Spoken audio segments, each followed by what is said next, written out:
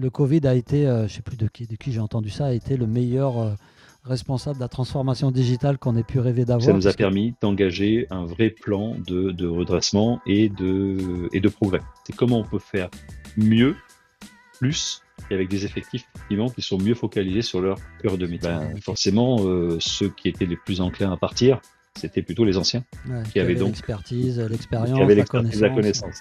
Ça, c'est juste une perte inestimable et c'est quelque chose qu'on ne peut pas remplacer comme ça au pied levé. Ouais. Et là, on se rend compte de la difficulté à capitaliser sur le savoir et de manière ultra rapide. Donc, Pamiers, c'est la plus grosse entité. Quand je me suis rendu sur place, j'ai eu un choc non pas culturel, mais un choc en fait physique en Ouais. regardant cette entreprise.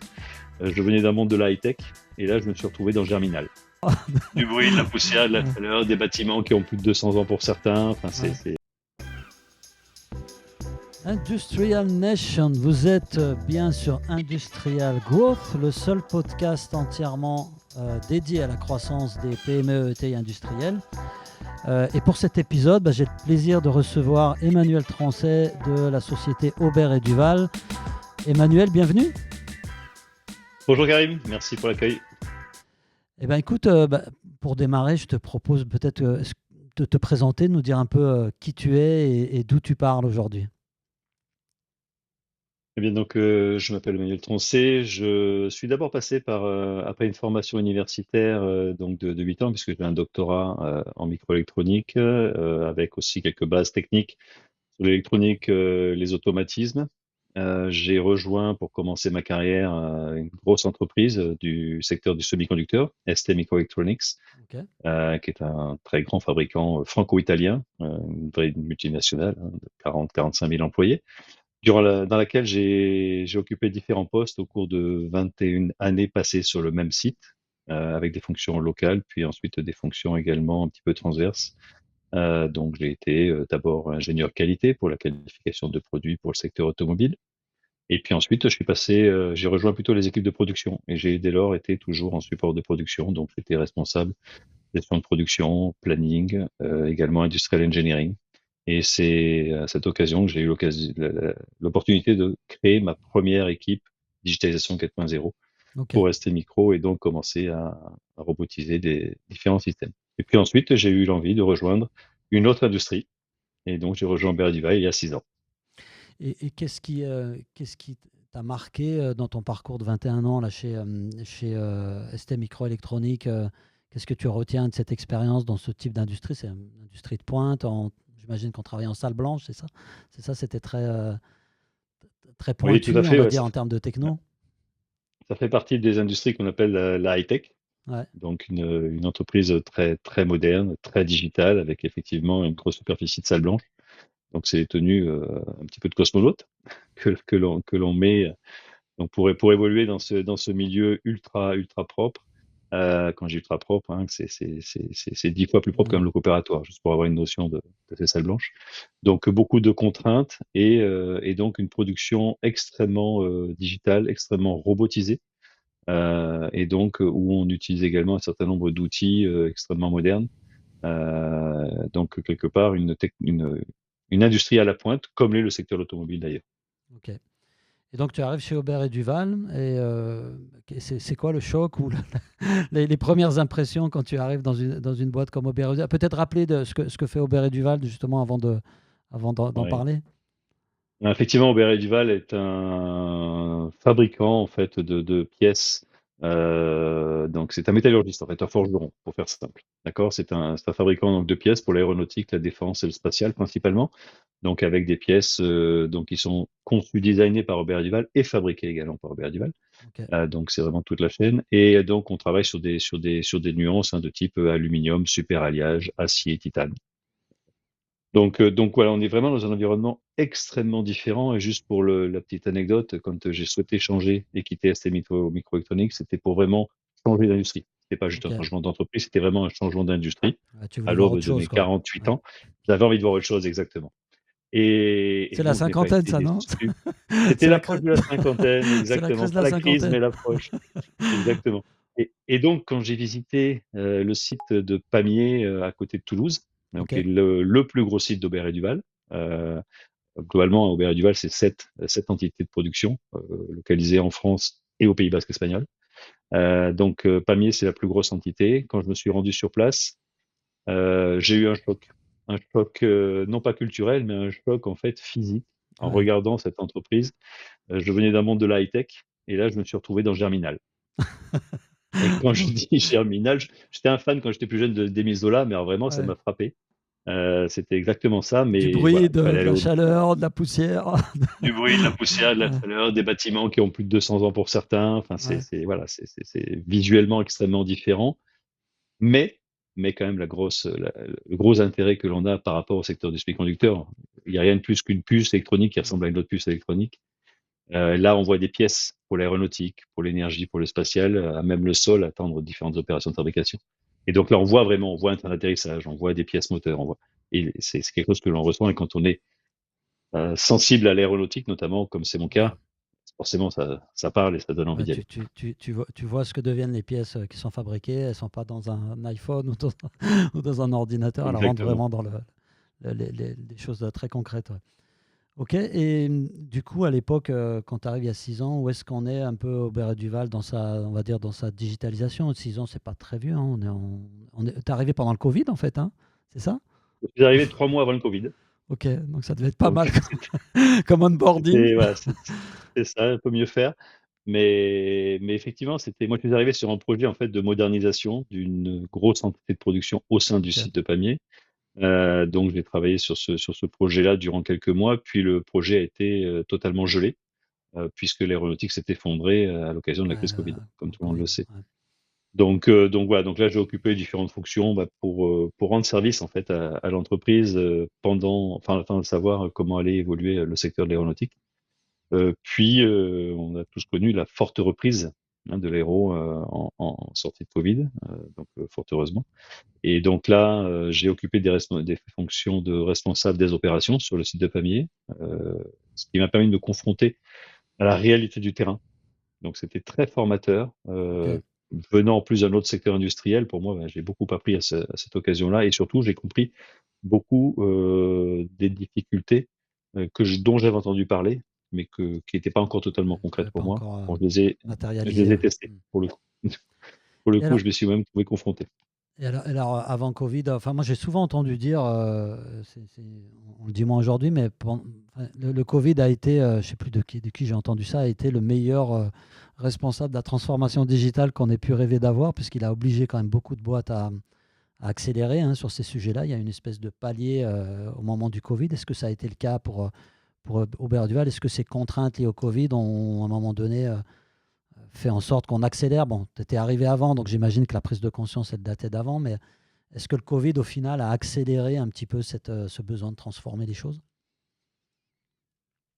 Alors, je dirais plutôt que c'est la force, l'intensité de la reprise de l'aéronautique Ok, qui nous donc a c'est le obligés, post-Covid. Ouais. quand je, ouais, c'est vraiment le post-Covid qui nous a obligés, mais tous, pas nous uniquement au Duval, mais au niveau de tous les acteurs de De l'aéro. l'aéronautique, à regarder vraiment ce qu'il était faisable d'envisager pour progresser, pour accélérer davantage et pour accompagner cette très très forte croissance. Sachant que cette croissance s'est conjuguée aussi aux autres secteurs, hein, quand on Mm. le bon, il y a eu le Covid, mais malheureusement, on le sait tous aussi, il y a eu la guerre en Ukraine 2 ans après. Ouais. Donc ça aussi, ça a généré une forte activité, une intensité des activités autour de la défense, secteur sur lequel nous sommes aussi nous engagés. C'est globalement, hein, notre deuxième plus gros secteur d'activité.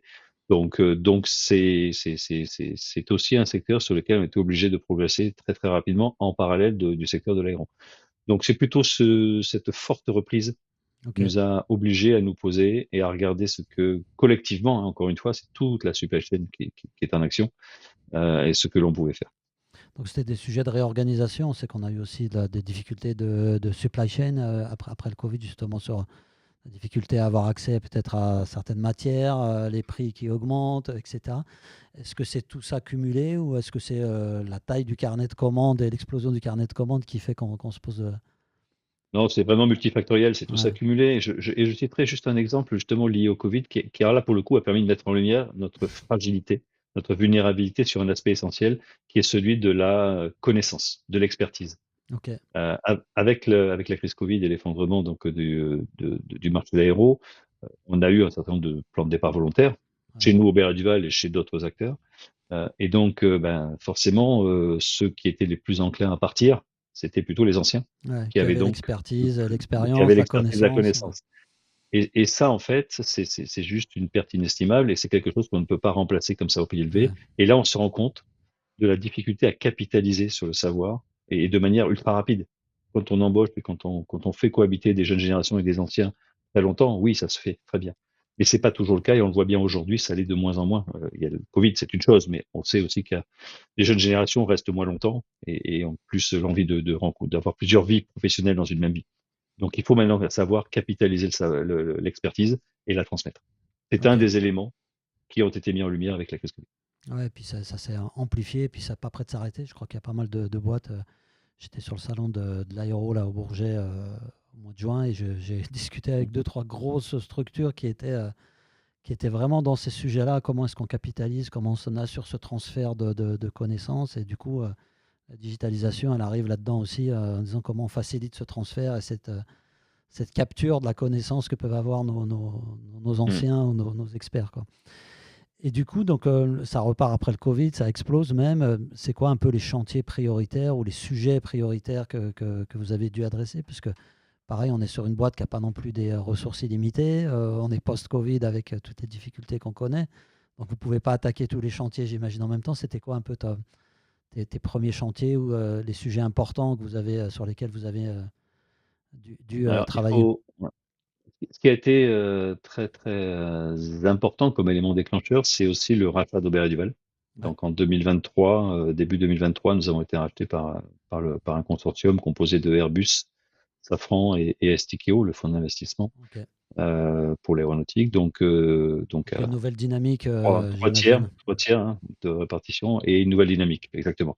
Une dynamique à la fois industrielle, donc avec deux gros acteurs de l'industrie française et européenne, Ouais, Safran, Airbus, on ne présente plus, et puis une dynamique également financière, une dynamique ouais, d'investissement. avec un Donc ils fonds. sont arrivés aussi avec une ambition et des moyens, chose qui faisait quand même défaut depuis quelques temps à Aubert Duval. Mm. Et donc ça nous a permis d'engager un vrai plan de redressement et de progrès. Et je parle de progrès. Alors le redressement c'est une chose, bon on avait des difficultés, tout le monde peut trouver les informations dans le dans la littérature, Mm. mais ce qui est important aussi c'est la démarche de progrès. Je vous l'ai dit, on faisait face et on fait toujours face à une forte croissance. Et il y a un élément qui est important, c'est quand on a des difficultés opérationnelles et qu'on augmente notre chiffre d'affaires, notre activité, donc en Ouais, fait on fait ça croître en même amplifie. temps on Ça fait croître et amplifie, ouais. amplifier nos Ouais, difficultés exactement. Donc c'est ça qu'il fallait adresser, qu'il faut toujours adresser et qu'on est en train donc effectivement d'attaquer assez drastiquement. Donc ça veut dire quoi? Ça veut dire d'aller chercher de l'efficacité opérationnelle. ok, D'accord? C'est vraiment ça le maître mot. Et quand on parle d'efficacité opérationnelle, c'est comment on peut faire mieux, plus, et avec des effectifs effectivement qui sont mieux focalisés sur leur cœur de sur le métier. cœur de métier, ouais. Donc ça veut dire qu'on cherche ce qu'on peut automatiser, j'imagine, ce qu'on peut enregistrer automatiquement, en tout cas faire en sorte qu'il y a moins d'actions manuelles ou humaines sur certains sujets, c'est ça? Oui, notamment, alors un des éléments freinants chez Aubert et Duval, c'est les sujets de non-qualité. Ok, La non-qualité industrielle, elle est partout. Tous les acteurs industriels connaissent ces difficultés-là. Donc, on doit détecter la non-qualité au plus tôt, on doit la traiter et on doit faire en sorte qu'elle ne revienne pas, enfin, que même root cause ne revienne pas. Donc ça, ce sont des sujets que l'on doit évidemment identifier, que l'on doit tracer. On est dans le secteur de l'aéronautique, de la défense, du spatial. Ce sont des sujets extrêmement exigeants d'un point de vue qualité et aussi, enfin, je prends l'avion. La plupart de ceux qui vont écouter ce podcast prennent l'avion également. Donc, il y a un sujet sécurité derrière, ouais, très important. Donc, quand on parle de non-qualité, c'est pas juste un leitmotiv, c'est une nécessité absolue parce que derrière, on parle de de pièces sécurité, critiques pour la sécurité des personnes, des biens, mais aussi des personnes. Donc, en fait, on doit tracer ces sujets-là et on doit aussi être capable de bien identifier l'origine des problèmes de non-qualité. Et là, effectivement, les nouvelles technologies ou les technologies tout court nous aident à aller plus vite et à mieux comprendre, identifier ces causes et à éviter surtout qu'elles ne se reproduisent. ok. Donc, tu arrives finalement avec ces nouveaux actionnaires, hein, une nouvelle dynamique. Et du coup, c'est quoi? Vous avez fait vous avez défini une vision à 10 ans, vous avez défini une feuille de route. Comment vous y prenez pour embarquer aussi les équipes, pour faire en sorte que ça prenne vie, ces sujets de transformation? Alors, avec l'arrivée de cette nouvelle direction, en fait, ils ont souhaité créer une nouvelle entité, Ok. donc le département digitalisation 4.0, Donc c'était pas l'IT qu'ils en fait, m'ont hein. On a sorti ça de la DSI habituelle et de l'IT, quoi. Ouais. exactement, exactement, donc ils m'ont confié cette direction et donc la constitution de l'équipe. Et à partir de là, avec mon équipe et avec la DSI, c'est merci pour la transition Karim, la DSI est vraiment un partenaire absolument important et indissociable Ok. du 4.0. Mais c'est vraiment, j'insiste bien, un partenaire, hein. Au début, la question était de savoir où on mettait la frontière entre les sujets 4.0, les sujets Ouais, le de la sujet DSI. informatique pur. Exactement. En fait, la frontière, elle n'est pas nette, elle n'est pas limpide et c'est volontaire. C'est-à-dire qu'on est vraiment des partenaires et il ne s'agit pas de dire c'est toi qui fais ça ou c'est moi qui fais ça, c'est comment on le fait ensemble. Ouais. Et c'est vraiment en collaboration que nous avons parcouru tous les sites. On est allé au contact du terrain et là, on a interviewé un peu plus de 300 personnes D'accord.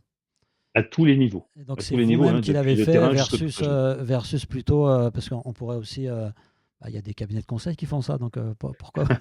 Toi, tu peux payer à McKinsey ou je ne sais qui, mais en Ça avait plus déjà maintenant été vous fait par aviez le les passé, moyens, mais donc ouais. Enfin, non, non, je te charrie avec McKinsey, mais oui, tu pourquoi as raison. l'avoir fait? Euh, Pourquoi? C'était Parce qu'en plus fait, on important pour vous de voulait le faire vous-même, quoi. Ouais, on voulait sentir Ok, nous-mêmes les choses, d'accord? Et là, je parle de quelque chose qui est un peu subjectif, mais justement, on voulait ouais, mettre de l'objectivité derrière et avoir le vécu vraiment des équipes, hein, que ce soit au niveau opérationnel et au niveau des équipes support. Donc, c'est vraiment de pouvoir sentir les choses, de pouvoir sentir leurs difficultés, la ok. criticité également, et comprendre leurs contraintes métiers, En d'accord? plus, il y a du Donc, bon sens qui vient du terrain qu'on n'a pas forcément quand on n'est pas sur le terrain. Enfin, moi, je sais pas, je parle du bon sens ouvrier. Où des fois, j'ai vu des usines où l'ouvrier qui est à la chaîne depuis quelques temps ou qui fait tourner ses machines, il a parfois de meilleures idées que le consultant ou que c'est clair. l'ingé qui est pas dans la pratique, quoi, on va dire. C'est clair, en tout cas, il y a au moins des bouts Mm. d'idées à récupérer ici et là. Après, il faut faire un amalgame de tout ça. Mais c'était très important cette partie. On a fait ça durant 3, 4 mois. On n'a plus le temps de le faire. Ok, Et à partir de là, on a vraiment formalisé toute cette masse, cette richesse d'informations. Et ensuite, on a capitalisé, on a agrégé, regroupé par thématique. Et ok, ensuite, j'ai été proposé au COMEX, en fait, une feuille de route par thématique. Alors là, on est remonté à un niveau un peu plus élevé, hein, en termes de finesse d'information, mais mm, l'idée, c'était de dégager les thématiques principales sur lesquelles on voulait travailler prioritairement. Et tu posais la question, est-ce que c'est un plan à 10 ans? Surtout pas. ok. Donc c'était Les choses concret. évoluent tellement vite. On est parti sur un plan en fait à 18 mois de manière très concrète, plus un backlog nous vous orientant sur les 3 années suivantes. Ok. Donc c'est un plan plutôt à 3 ans globalement, évolutif bien sûr, mais en se disant non, 10 ans, on ne sait pas où on sera encore dans 10 ans, Ouais. même si on a quelques idées, mais le but c'est tout de suite ou demain de quoi on a besoin. Donc une approche agile en fait finalement avec des choses qui peuvent évoluer en cours de route. Et puis pas de plan à 10 ans parce que effectivement aujourd'hui ça serait bien malin celui qui arrive à faire un plan à 10 ans. Et donc cette feuille de route, enfin peut-être sans trahir de secrets ou de choses propres à Aubert et Duval, mais c'est quoi les sujets principaux qui remontent et est-ce que vous les avez hiérarchisés par impact business? Enfin, comment vous décidez les priorités quand on a une liste comme ça de tout un tas de sujets? Alors tu as raison, ça fait beaucoup de sujets en parallèle. Mhm. La priorisation était difficile, hein, faut pas se mentir. Maintenant, il y a des sujets qui se sont dégagés d'eux-mêmes. Je dirais, la volonté déjà, la stratégie du COMEX, c'était de redonner de la, de l'efficacité aux opérations. Ok, D'accord. Donc, c'est-à-dire, là, on a encore beaucoup d'opérations manuelles. Quand je parle d'opérations manuelles, je parle d'opérations liées à du documentaire, puisqu'on a une obligation de traçabilité. On a aussi des opérations, des consignes qui se passent d'étape en étape, hein, entre les différents ateliers. Et là, on est soit sur des documents papier, soit ouais, sur des d'accord. fichiers, enfin de De l'excellerie. l'Excel, Alors, ouais, ouais. notre plus gros outil, c'est l'Excel, hein, Ouais, chez mais dans Aubert et Duval beaucoup encore. d'entreprises encore. Donc, donc là, l'idée, c'était de se dire, OK, on a besoin de données, on a des données qui existent, on a des Ouais, données qui sont par contre, qui sont pas structurées, ou qui sont encore en format manuscrit. Donc, il faut qu'on récupère de la donnée ou qu'on structure la donnée existante. Parce qu'il en existe, hein, attention, on n'était pas ouais, sans rien, mais mais pour autant, une Mais partie de la donnée elle est existe un peu éclatée ah, dans tout un tas de complètement, fichiers, d'outils, complètement. de tableaux, etc. Ouais. Donc la première des choses, c'était de se dire, avec la DSI, qu'est-ce qu'on est capable de mettre en œuvre rapidement pour avoir l'environnement qui va bien, pour accueillir la donnée d'aujourd'hui qu'on a déjà en tête Ok. et celle qu'on ignore encore. Donc D'accord? là, C'était vraiment de vous créer avez cet organisé environnement. cette donnée par la donnée produit, la donnée client, ce genre de choses. Enfin, c'est un peu comme ça que vous la structurez. Alors il y a 2 axes en fait. Ouais, Il y a soit par thématique, hein, par d'accord. la donnée par métier, par environnement, par métier, et il y a la donnée par cas d'usage. Ok, d'accord.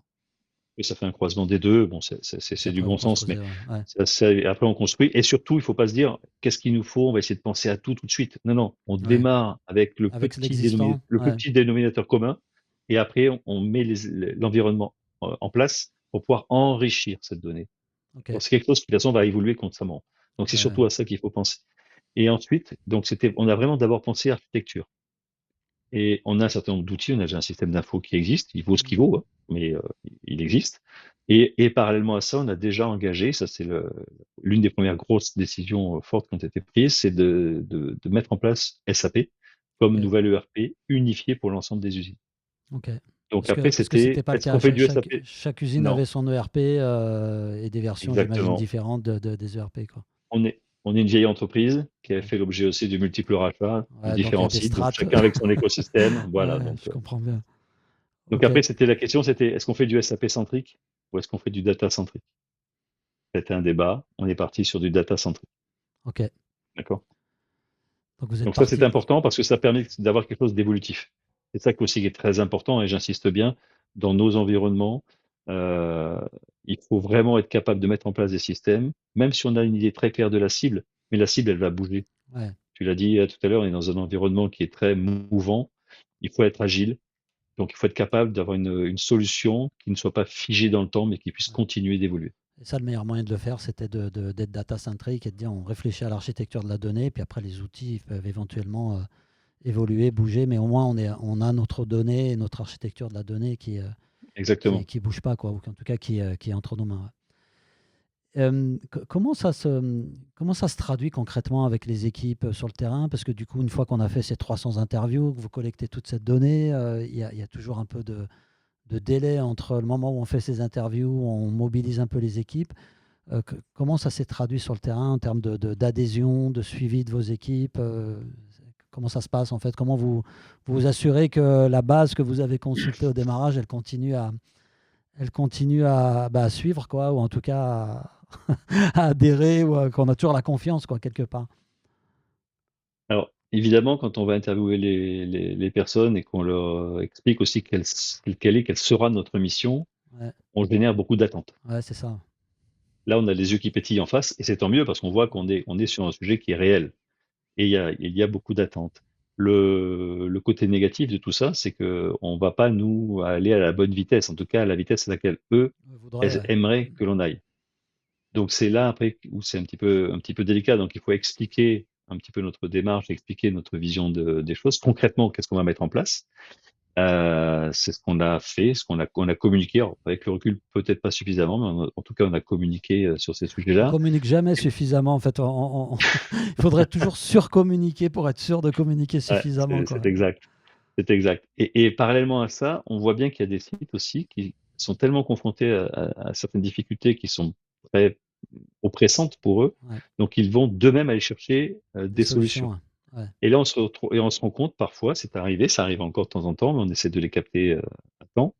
On se rend compte qu'il y a des initiatives parallèles finalement aux initiatives centrales que l'on veut mener. Et ça, évidemment, on peut pas laisser faire. Ouais. Donc, il faut être capable aussi de dire à un moment donné stop ou non, Ouais, ou de on mettre des règles, temporise ouais. pour telle raison, mais en expliquant et en indiquant que Sans on créer travaille sur trop une de solution frustration, quoi. Ça, c'est ça. standard, exactement, et les Ouais. raisons pourquoi on veut y aller de façon globale et pourquoi on veut mettre un standard en place et pas que chacun fasse ce qu'il veuille dans son coin. Ouais. Ouais. C'est délicat. C'est un curseur qui est pas toujours facile à positionner, mais globalement, il y a une certaine compréhension de ça et les équipes terrain nous accueillent vraiment très favorablement. Ouais. Et quand on mène des démonstrateurs, on arrive à les embarquer assez facilement parce qu'en fait, on vient là pour répondre à un besoin, hein, Ouais, et on donc vient leur après, apporter une solution à leur problématique. Aujourd'hui, vous en êtes où dans votre feuille de route initiale de 18 mois? Enfin, globalement, vous cochez les cases, vous arrivez à dérouler ce que vous aviez prévu. C'est quoi le genre de difficultés que vous avez pu rencontrer auxquelles tu t'attendais pas, par exemple, ou des choses qui t'ont surprise sur ce cheminement? Alors, l'une des grosses difficultés, c'est qu'on est dans un environnement où les solutions digitales évoluent Ça bouge très constamment vite, et ouais. donc l'offre évolue constamment. Donc quand on étudie une solution, hein, alors nous enfin, moi je pousse beaucoup pour faire des démonstrateurs sur des périodes relativement courtes, hein. Ouais. Quand je dis courtes, c'est 2, 3 mois, 4 mois maximum, d'accord, pour tester sur un périmètre Sur un donné petit qui va être périmètre, ouais. représentatif de la suite, d'accord. Et en fait, on se rend compte que quand on pense avoir une solution très pertinente, on se dit mince, mais il y en a une nouvelle qui sort ou on vient nous solliciter Qui a l'air mieux, ouais. ou participation qui a l'air mieux. Ouais, ouais, En fait, c'est sans fin. C'est vraiment sans fin. ouais. Donc en fait, la grosse difficulté, c'est ce qu'on se dit et ce qu'on s'est dit notamment avec certains métiers et avec la DSI, c'est qu'à un moment donné, il faut dire stop. En fait, quand on a Mm. prospecté de manière, on va dire, significative et qu'on a des arguments, des éléments concrets qui répondent alors peut-être pas à 100% des besoins, mais peut-être à 80-90% des besoins, à un moment donné, il faut oser dire stop Ouais. Et puis et on y on va. acte Parce que quand sinon, on on n'ira choisit une jamais. solution. Bah, sinon, Sinon, on n'ira on a le jamais. FOMO, quoi. On a toujours la peur de louper un Voilà. truc ou de louper une nouvelle Donc, techno. Ouais, je vois bien le donc truc. voilà. Donc c'est ça la difficulté, c'est à un moment donné de se dire, bah ok, en fait, on peut pas avoir la dernière voiture avec toutes les options parce qu'en fait, il en sort une tous les mois, donc c'est pas possible. Donc il faut à un moment donné se dire stop. Donc pour nous, pour en revenir concrètement à ce qu'on a fait, on a fait beaucoup de démonstrateurs en fait en 2024-2025, Ok. et là maintenant on a une feuille de route où on passe à l'échelle Donc, sur un c'est des certain nombre de sujets, de démonstrateurs sur des solutions. solutions que vous avez un peu préemptées en disant ça, cette solution pourrait convenir. On valide le fait qu'elle convient bien avec ce démonstrateur. Du coup, Mm. les équipes, j'imagine, terrain peuvent commencer à l'utiliser. Vous avez dû désigner des champions, a priori, non? Un peu en termes de Oui, fonctionnement, ouais. des champions, des référents par thématique ou des key users, on les appelle comme on veut, mais tout à fait, on embarque à chaque fois le terrain, de toute façon. Donc, ils testent un petit peu, puis au bout de 3 mois, vous validez go ou no go. Est-ce qu'il y en a beaucoup où vous décidez de ne pas y aller finalement sur ces tests-là? Est-ce que ça arrive ou est-ce qu'en général, les tests sont plutôt concluants? Non, je dirais globalement, et le ratio, c'est 4 sur 5, 4 sur Ok. 5 pour lesquels on dit go. Donc, c'est plutôt un bon Donc ratio, quoi. c'est quand même un très très bon ratio. Après, faut pas avoir peur non plus de l'échec du démonstrateur, hein. Ouais. Par contre, c'est le message aussi. Il faut pas avoir peur de cet échec-là. Mais globalement, quand on fait cette prospection, et puis Mm.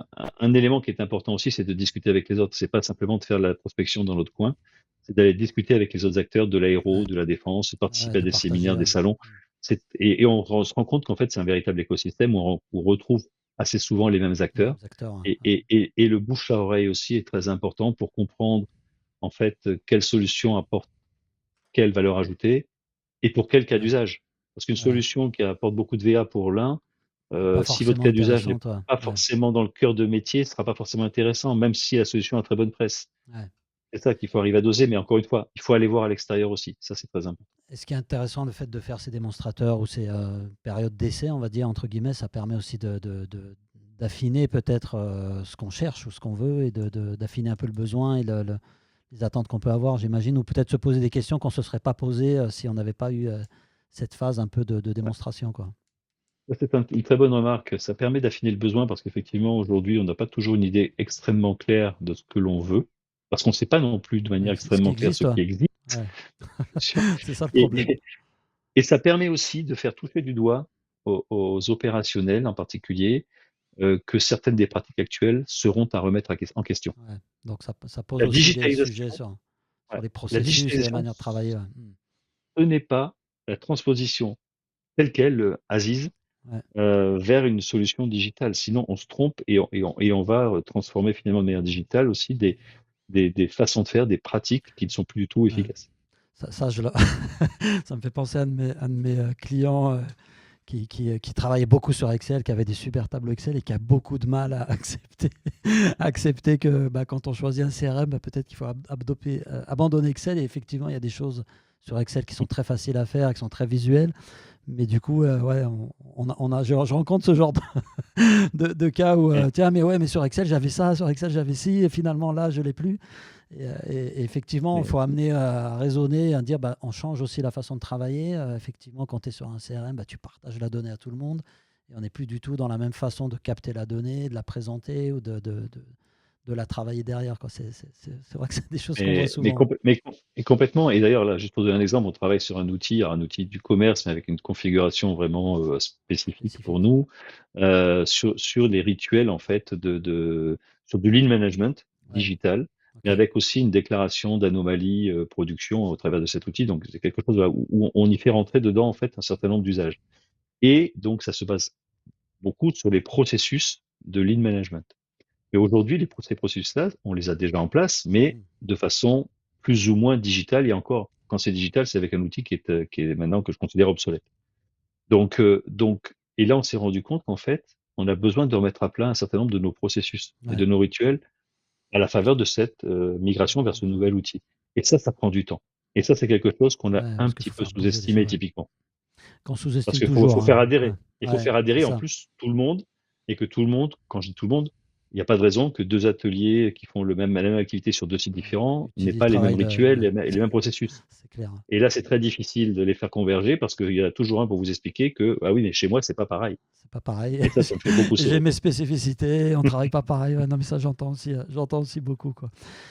Bon, on peut pas parler de ces sujets de data, d'outils, de digitalisation sans parler d'IA. Bon, toi, tu es arrivé, tu Mm. as commencé chez Aubert et Duval à l'époque du Covid, ça a 6 ans. J'ai l'impression que c'est une éternité quand on regarde tout ce qui s'est passé depuis avec ces sujets d'IA. Comment vous abordez la thématique IA aujourd'hui chez Aubert et Duval? Est-ce que dans le plan que vous menez, et qui finalement s'arrêtera jamais, puisqu'on a toujours aussi des possibilités d'optimisation grâce à tout ça, comment vous l'abordez? C'est quoi les questions que vous posez? Par quel angle? Par quoi vous commencez sur ces sujets-là? J'imagine que ça doit vous travailler, vous occuper un petit peu quand même. Alors, chez Aubert et Duval, en fait, l'IA est arrivée par une petite porte pour un petit nombre d'experts. Ok, En fait, c'est arrivé par la porte de la direction technique. Donc sur des sujets, je dirais métiers d'expertise, vraiment d'expertise technique, c'est-à-dire sur la conception de nos produits, sur l'élaboration des nuances, donc vraiment sur des métiers extrêmement techniques. ok, Pour nous aider sur de l'analyse d'images, par exemple, métallographique, des choses comme ça. d'accord. Euh, donc c'est vraiment ça sur une petite niche, d'accord? Ça fait déjà quelques années. Maintenant, la porte, elle s'est grande ouverte sur tout un tas de sujets et des sujets à la fois d'efficacité opérationnelle, des sujets documentaires, des sujets de type tertiaire pour les Ouais, achats, le commerce, la service, RH ouais, les par RH, exemple. ouais, etc. Ouais. Ça part, je Dans vais tous les parler de manière sens. un peu familière, mais ça part dans tous les Ouais, sens. non, mais c'est pour ça que je Et, te pose la et question, parce que je m'en doute donc, bien.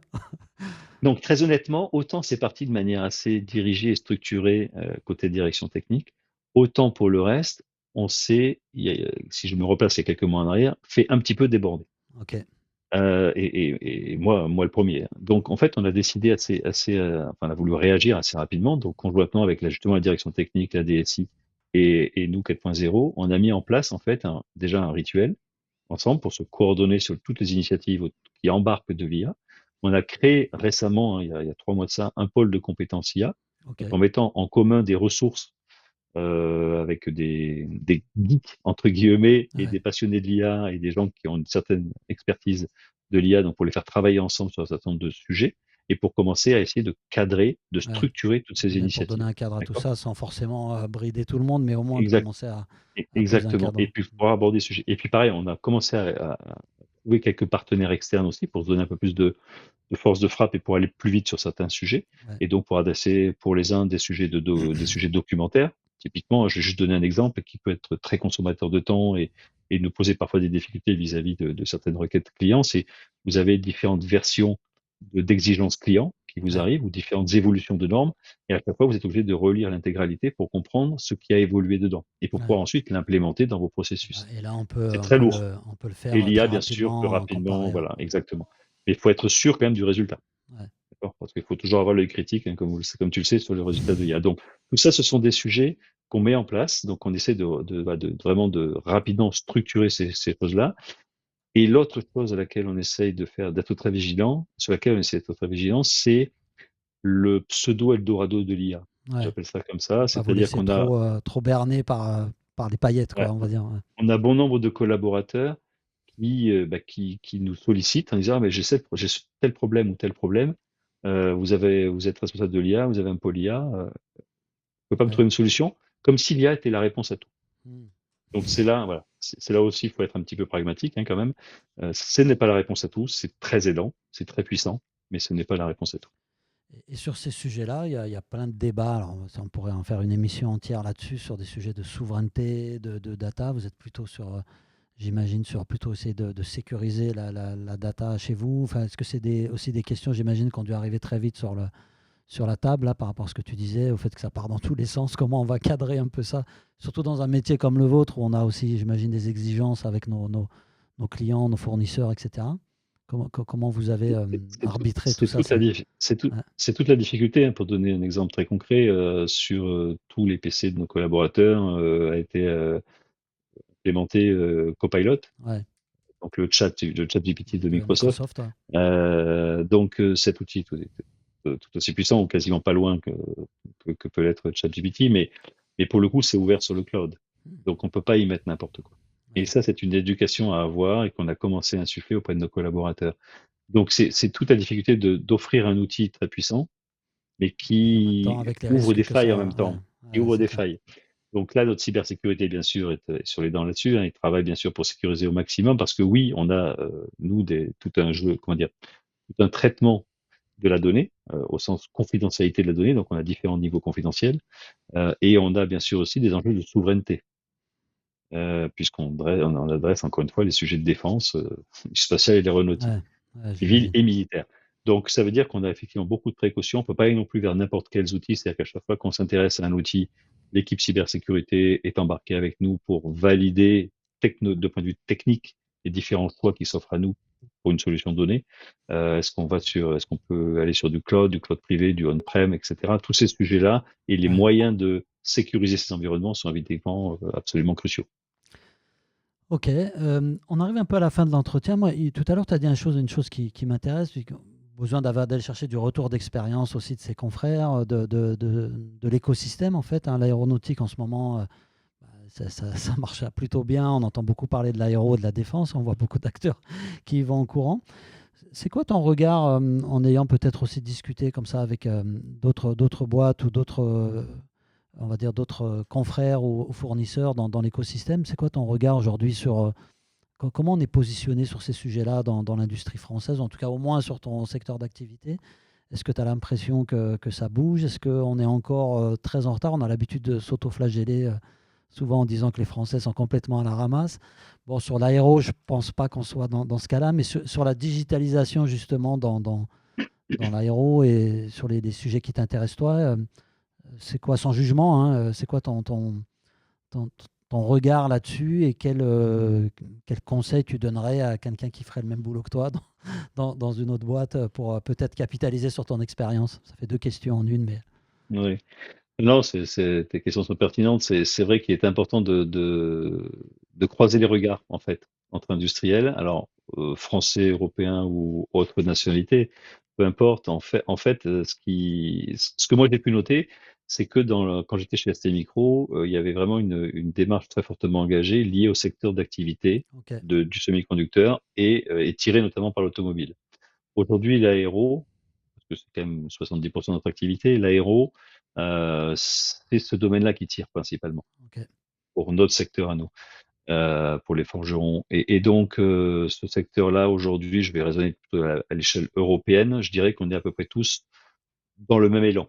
ok, On est à peu près dans le même élan, et par contre, si je compare à l'automobile, on a 15 ans de retard. ouais, Et c'est pas m'autoflageller avec dire ça, mais c'est vraiment lié au secteur industriel. C'est pas tellement lié à la nationalité, la France, ouais, c'est l'Europe vraiment ou même les lié États-Unis. C'est vraiment parce que à l'activité elle-même, quoi, ouais, au les secteur acteurs de lui-même. l'aéro qui sont américains, ils sont au Ouais, même niveau en fait que les Européens. Il n'y a ouais. pas, il y a Donc on pas peut pas vraiment dire que. d'écart. C'est Ouais, je plutôt lié comprends. au secteur industriel.